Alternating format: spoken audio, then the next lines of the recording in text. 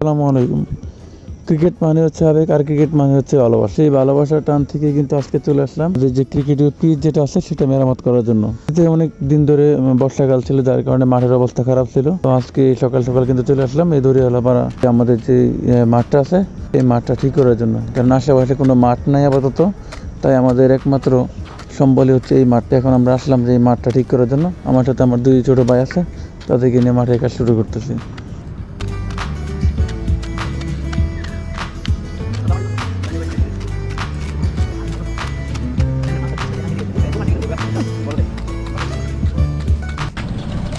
এই হচ্ছে আমাদের মাঠের পিচের সর্বশেষ অবস্থা।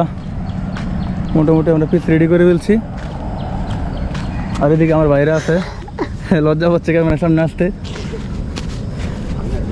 ইনশাল্লাহ এখন থেকে খুব দ্রুতই খেলা শুরু হবে। এই হচ্ছে পিচ, আর এই হচ্ছে আউটফিল্ড। অনেক সুন্দর সবুজ ঘাস, জাতীয় স্টেডিয়ামকে হার মানাবে।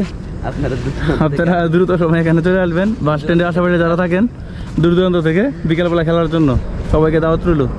এই বলে ভিডিও শেষ করলাম। আসসালামু আলাইকুম।